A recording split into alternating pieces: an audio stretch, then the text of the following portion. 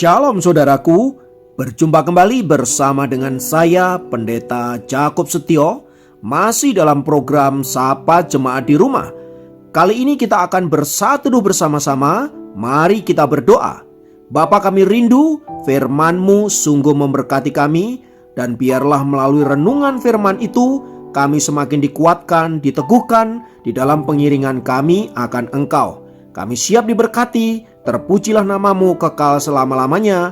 Dalam nama Yesus kami berdoa, haleluya, amin. Firman Tuhan, kali ini saya ambil dari Efesus pasal yang kelima, ayat yang ke-20. Saya ulangi, Efesus pasal yang kelima, ayat 20 berkata, "Ucaplah syukur senantiasa atas segala sesuatu dalam nama Tuhan kita, Yesus Kristus, kepada Allah dan Bapa kita." Haleluya. Saudara-saudara, hari ini kita akan berbicara tentang mengucap syukur. Kata ini memang sangat mudah untuk dikatakan, terlebih apabila kita ada dalam keadaan baik-baik saja. Semuanya oke, semuanya baik, semuanya ada dalam damai sejahtera. Dan saya kira akan sangat mudah mengucap syukur atas situasi demikian. Namun sebaliknya saudara-saudara, ketika kita ada dalam pergumulan, ketika kita ada dalam beban-beban yang berat, ketika kita ada dalam sakit penyakit dan berbagai-bagai pergumulan, tidaklah mudah mengucap syukur. Bahkan saya berani katakan sangat-sangat sulit bersyukur atas situasi demikian. Namun hal itu tidak berlaku bagi Rasul Paulus. Ketika ia berkata mengucap syukurlah kepada Allah senantiasa, itu berarti dia sudah mengalami dan bagaimana dia mengucap syukur dalam segala keadaan, termasuk di dalamnya dalam situasi-situasi yang sulit yang dia pernah alami. Saudara-saudara, dalam catatan sejarah Perjanjian Baru, siapa yang tidak kenal Rasul Paulus? Sosok yang satu ini memang sungguh luar biasa dalam pelayanannya, mengalami berbagai-bagai penderitaan dan siksaan karena Injil yang ia beritakan. Atas hal itu ia pernah berkata, "Aku lebih sering dalam penjara, didera di luar batas, kerap kali ada dalam bahaya maut. 5 kali ia disesah orang Yahudi, setiap kali 40 kurang 1 pukulan. 3 kali ia didera, 1 kali ia dilempari dengan batu, 3 kali ia mengalami karam kapal. Sehari semalam terkatung-katung di tengah lautan. Ia sering diancam bahaya banjir dan bahaya penyamun. Demikian juga bahaya dari pihak orang-orang Yahudi yang menghendaki kematiannya. Ia bahkan mengatakan bahwa bahaya itu senantiasa ada dalam hidupnya. Ia menerima bahaya di kota, bahaya di padang gurun, bahaya di tengah laut, dan bahkan bahaya-bahaya dari orang-orang Kristen palsu yang mengaku sebagai saudara tetapi sesungguhnya mereka adalah musuh dalam selimut yang sewaktu-waktu dapat mengancam nyawa daripada Paulus. Pada bagian lain ia juga berkata, ia banyak berjerih lelah dan bekerja berat sedemikian rupa. Ia berkata, kerap kali aku tidak tidur, lapar, dahaga, kerap kali aku berpuasa, kerap kali aku kedinginan dan bahkan tanpa pakaian. Hal itu dicatat di dalam 2 Korintus 11 ayat 23 sampai 27. Saudara-saudara dikasih Tuhan, bagaimana dia bisa berkata mengucap syukurlah dalam segala hal, sementara kondisi dan keadaan dia sedemikian rupa? Saudaraku, ini adalah sesuatu yang luar biasa, sesuatu yang lahir dari seorang yang mengalami kelepasan dan pembebasan daripada Tuhan. Ia tidak lagi terikat dengan hal-hal duniawi. Ungkapan ini saudara-saudara lahir dari seorang yang tahu tujuan hidupnya. Lahir dari seorang yang sudah mengalami kelepasan dari hal-hal yang bersifat kedagingan, keegoisan, menyenangkan diri sendiri, dan lain sebagainya. Sekalipun sebagai manusia, Paulus tentu ingin hidup normal seperti layaknya manusia lain. Tetapi ia memilih dan memutuskan untuk hidup berkenan di hadapan Allah, untuk hidup freak di hadapan Allah, militan di hadapan Allah. Dia tidak mau kompromi dengan hal-hal yang bersifat duniawi sedikit pun, yang sewaktu-waktu bisa menyeret dia jauh dari hadapan Allah. Kelihatannya mungkin sepele, kelihatannya mungkin cuma sedikit. Tetapi tahukah saudara bahwa kapal atau pesawat itu biasanya bisa berputar arah atau tidak sampai kepada tujuan dimulai dari apa? Dari titik koordinat yang bergeser sedikit demi sedikit. Mungkin tidak sampai 1 derajat. Tetapi saudara, kalau itu terus-menerus dilakukan, maka makin lama akan makin besar, makin besar, makin besar. Dan tidak heran, pesawat bisa kehilangan arah hanya karena titik koordinatnya mengalami perubahan. Pun demikian dalam hidup kita, saudara-saudara. Hal-hal yang salah, hal-hal yang keliru, atau dosa-dosa yang kita selalu katakan sebagai dosa kecil, tidak apa-apa, itu kan cuma kecil saja. Toh tidak merugikan orang lain, toh tidak membuat masalah besar. Nggak masalah saya kira. Saudara-saudara, tahukah saudara bahwa di hadapan Allah tidak ada dosa kecil atau dosa besar. Semua dosa tetaplah dosa. Artinya ketika kita mulai kompromi dengan nilai-nilai duniawi sekecil apapun, sebenarnya kita sedang memulai untuk membelokkan tujuan kita kepada Allah dan bergeser kepada dunia ini. Yang ujungnya kita bisa dapat membelakangi Allah sama sekali. Saudara-saudara dikasih oleh Tuhan, oleh sebab itu firman Tuhan mengingatkan kepada kita, dalam hidup ini mari kita belajar untuk senantiasa bersyukur. Bersyukur untuk apa, saudara-saudara? Bersyukur pertama-tama karena Allah di dalam Yesus Kristus telah menyelamatkan saudara dan saya. Untuk itu saudara, kita harus bersyukur karena kita tidak akan sanggup pernah menyelamatkan diri kita sendiri. Dengan amal perbuatan, dengan kebajikan, dengan agama dan lain sebagainya, tidak akan pernah bisa. Kenapa? Karena pada dasarnya kita adalah manusia berdosa dan Allah adalah kudus. Dan karena Allah mengasihi saudara dan saya, maka Dia menyelamatkan saudara. Dia menebus dosa-dosa saudara supaya apa? Supaya saudara dapat kembali bersekutu dengan Allah. Yang kedua, kita tentu bersyukur karena apa? Karena Ia berjanji untuk menyertai kita sampai pada akhir kesudahan zaman. Itu berarti setiap hari Dia selalu ada bersama-sama dengan kita. Entahlah hidup ini melewati lembah-lembah air mata, lembah-lembah pergumulan. Entahlah hidup ini kita naik ke atas gunung-gunung dan bukit-bukit, atau kita terbang makin tinggi dan makin tinggi. Saudara-saudara, di segala tempat itu Allah ada. Namun sayangnya kita seringkali menganggap sepi kehadiran Allah, sehingga kita sering melupakannya dan tidak peduli akan kehadirannya. Itulah sebabnya mengapa kita sering bersungut-sungut, saudara-saudara. Kita sering marah-marah, kita sering frustrasi, kita sering panik, kita sering takut dan lain sebagainya. Saudara-saudara, semua itu sebenarnya menunjukkan ketidakpercayaan kita kepada Allah, ketidakyakinan kita bahwa Allah ada, Allah hadir bersama-sama dengan kita. Saudara-saudara, dalam segala hal itu kita harus yakin bahwa Allah ada bersama dengan kita.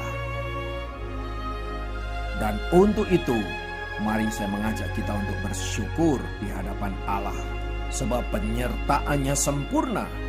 Dan dalam segala perkara kita hadapi dan kita jalani, ingat Allah turut bekerja untuk mendatangkan kebaikan bagi orang-orang yang mengasihi Dia. Oleh sebab itu tetaplah semangat, naikkan ucapan syukurmu kepada Allah, dan jalanilah hidup ini dengan semangat, dengan berpengharapan, dan tetaplah menjadi pemenang di dalam Tuhan kita Yesus Kristus. Haleluya, mari kita berdoa. Bapa, kami naikkan pujian dan syukur untuk anugerah-Mu yang luar biasa, untuk segala sesuatu yang Tuhan sudah kerjakan dalam hidup ini, terutama untuk keselamatan di dalam Tuhan Yesus. Karena itu kami membawa ucapan syukur kami, pengagungan kami kepada-Mu, karena Engkau telah menyatakan hal-hal luar biasa dalam hidup kami. Biarlah kami senantiasa mengucap syukur, dan biarlah hati kami dilimpahi dengan damai sejahtera. Terpujilah nama Tuhan. Di dalam nama Yesus kami berdoa. Haleluya. Kali ini dapat memberkati Anda dimanapun berada. Sampai jumpa dalam program Sahabat Jemaat yang lain. Tuhan Yesus.